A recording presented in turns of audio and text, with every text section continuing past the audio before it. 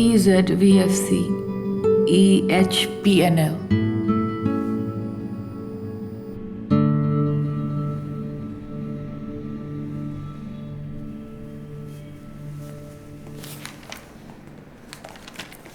You're going to fly, girl.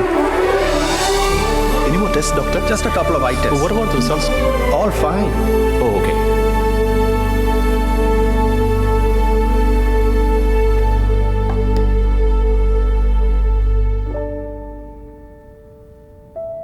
Cover your eye.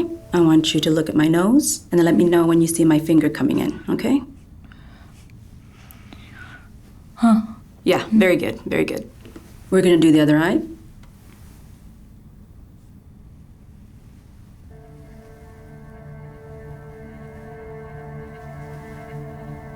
Okay, we're gonna try it again.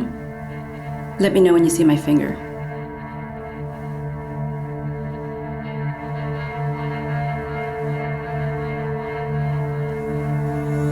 Don't worry, don't worry. Okay, we'll try it again.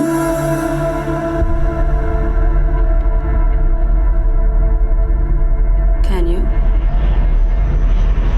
Now? Now? Okay.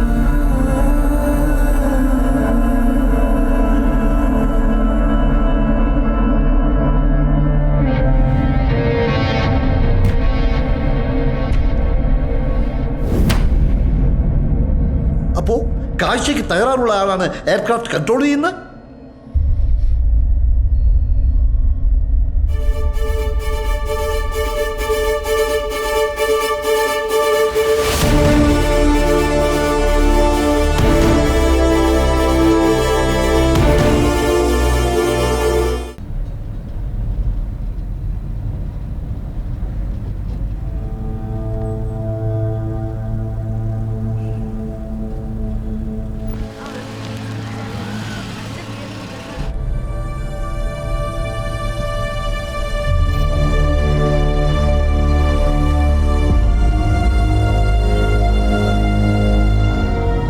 കഴിഞ്ഞ 8 വർഷമായി എൻ്റെ കക്ഷിയെ നന്നായി അറിയാവുന്ന ആളാണ് Govind.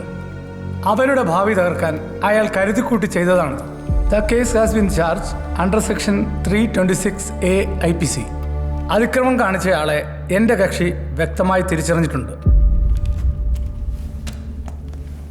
Your honour, എൻ്റെ client Govind സംഭവം നടന്ന ദിവസം മുംബൈയിൽ ഉണ്ടായിരുന്നു എന്നതാണ് അദ്ദേഹത്തിനെതിരെയുള്ള ഏക തെളിവ്. അദ്ദേഹം അവിടെ ഒരു ജോബ് ഇന്റർവ്യൂ അറ്റൻഡ് ചെയ്യാൻ പോയതാണ്. അതുമായി ബന്ധപ്പെട്ട ഡോക്യുമെന്റ്സ് അങ്ങയുടെ മുമ്പിൽ സബ്മിറ്റ് ചെയ്തിട്ടുണ്ട്. വാദിക്ക് എന്തെങ്കിലും പറയാനുണ്ടോ? മോള് പറയേ.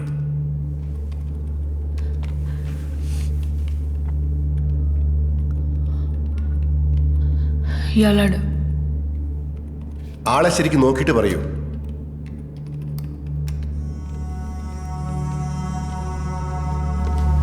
നോക്കിയിട്ട് പറയൂ. ജഡ്ജിയെ നോക്കി മറുപടി പറയണം.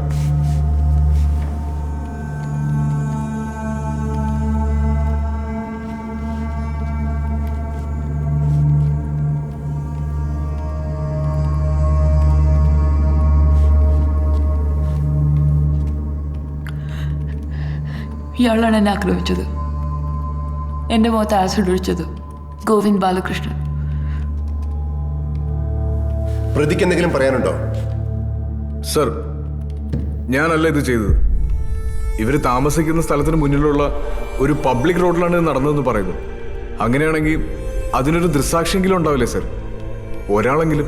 യുവർ ഓണർ, സംഭവം നടന്ന എൻ്റെ തലേ രാത്രിയിൽ ഇയാൾ എൻ്റെ കക്ഷിയുമായി തർക്കിക്കുന്നത് കണ്ട ചില സാക്ഷികളുണ്ട്. പല്ലവിയുടെ ഫ്രണ്ട്സ്. യുവർ ഓണർ, ഇവർ തമ്മിൽ തർക്കിക്കുന്നത് അവർ കണ്ടിരിക്കാം. പക്ഷെ എൻ്റെ കക്ഷി വാദിയെ ആക്രമിക്കുന്നത് അവർ കണ്ടിട്ടില്ല. അതുകൊണ്ട് ആ വാദം നിലനിൽക്കില്ല. ഇവർ തമ്മിൽ അടുപ്പത്തിലായിരുന്നു. ഇടയ്ക്കൊരു പിണക്കമുണ്ടായി. മറ്റാരോ ചെയ്തത് എൻ്റെ ക്ലയന്റാണ് ചെയ്തതെന്ന് തെറ്റിദ്ധരിച്ചിരിക്കുകയാണ് അവർ. അല്ലെങ്കിൽ ആ പിണക്കത്തിന്റെ പേരിൽ മറ്റാരോ ചെയ്തതിനെ എൻ്റെ ക്ലയന്റിന്റെ മേൽ കെട്ടിവെച്ച് പക തീർക്കാൻ ശ്രമിക്കുകയാണ്. ഇവരെ വിവാഹം കഴിക്കാൻ തീരുമാനിച്ചിരുന്നു എൻ്റെ ക്ലയന്റ്. ഇപ്പോഴും അതിന് വില്ലിംഗ് ആണ്. അത് അവർക്ക് സമ്മതമാണെങ്കിൽ. എൻ്റെ ക്ലയന്റാണത് ചെയ്തതെങ്കിൽ ഇവരെ സംരക്ഷിക്കാമെന്നൊരു ഡിസിഷൻ അദ്ദേഹത്തിന്റെ ഭാഗത്തുണ്ടാവില്ലല്ലോ. ആ പറഞ്ഞതിനോട് വാദിക്ക് എന്തെങ്കിലും പറയാനുണ്ടോ? What do you mean? അയാൾ തന്ന ഓഫറിനോട് വല്ലതും പറയാനുണ്ടോ? And mind your language. Sorry your honour. എൻ്റെ ക്ലയൻറ്റ് കുറേ കാലമായി ഒരു നല്ല ജോലിക്ക് ശ്രമിക്കുകയാണ്. ഇപ്പോൾ റിയാദിൽ നല്ലൊരു ഓപ്പണിംഗ് കിട്ടിയിട്ടുണ്ട്. ഇനി ഇതിങ്ങനെ മുന്നോട്ട് പോയാൽ അദ്ദേഹത്തിൻ്റെ ഫ്യൂച്ചർ തന്നെ ഇല്ലാതാവും. ഇതെല്ലാം പരിഗണിച്ച് എൻ്റെ കക്ഷിക്ക് ജാമ്യം അനുവദിക്കണമെന്ന് ഞാൻ അങ്ങയോട് താഴ്മയായി അപേക്ഷിക്കുകയാണ്. പ്രോസിക്യൂട്ടർ, ഇയാൾക്കെതിരെയുള്ള ഇൻവെസ്റ്റിഗേഷൻ എല്ലാം കഴിഞ്ഞതാണോ? അതെ യുവർ ഓണർ, ഫൈനൽ സ്റ്റേജിലാണ്.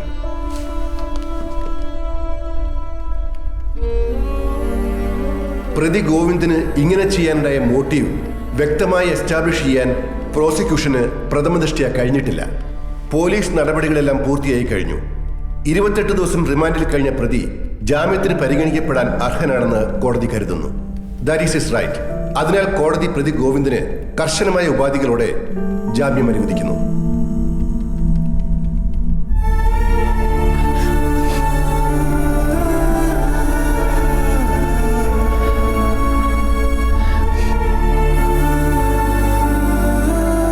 സാധാരണഗതിയിൽ ഇത്തരമൊരു കേസിൽ ഇത്ര പെട്ടെന്ന് ജാമ്യം കിട്ടാറില്ല.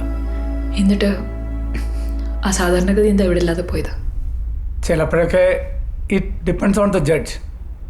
ചിലർ ജാമ്യം കൊടുക്കുമ്പോൾ കുറച്ചുകൂടി ലിബറലായിരിക്കും. പിന്നെ ജാമ്യം കിട്ടുക എന്ന് പറഞ്ഞാൽ വെറുതെ വിടുക എന്നല്ല അർത്ഥം. കേസ് തീർന്നു ഒന്നുമല്ല. ജാമ്യം റദ്ദാക്കാൻ നമുക്ക് ഹൈക്കോടതി വഴി മൂവ് ചെയ്യാം. അതിന് എത്ര സമയം വേണ്ടി വരും? ചിലപ്പോൾ 1-2 മാസം. ഹിയറിങ്ങിന് വെക്കുന്ന ഡേറ്റ് പോലെ ഇരിക്കും. ഓഫ് കോഴ്സ് 1-2 മാസം. അതുവരെ അവൻ പുറത്ത് free. Pallavi, this is the reality. കോടതി ചിലപ്പോൾ ശിക്ഷിക്കും, ചിലപ്പോൾ അവധിക്ക് വെക്കും, ചിലപ്പോൾ വെറുതെ വിടും. ഇതിലേതാ സർ റിയാലിറ്റി? ഇതാണ് എൻ്റെ റിയാലിറ്റി. ജീവിതകാലം മുഴുവൻ ഈ മുഖം ഒളിപ്പിക്കണം. വീടിനും വീട്ടുകാർക്കും ഞാനൊരു ഭാരമല്ലെന്ന് ഓരോ മിനിറ്റും സ്വയം പറഞ്ഞ് ബോധ്യപ്പെടുത്തണം. മോളെ, 14-ാം വയസ്സ് മുതൽ ഞാൻ കണ്ട സ്വപ്നം വേണ്ടെന്ന് വെക്കണം. ഈ കേസ് നമുക്ക് തുടരാം. ഹിയറിംഗ് പിന്നെ ഒരു മാസം 2 മാസം അല്ലേ? അപ്പീൽ തള്ളിയ പിന്നെയും മാസങ്ങൾ, വർഷങ്ങൾ, അങ്ങനല്ലേ?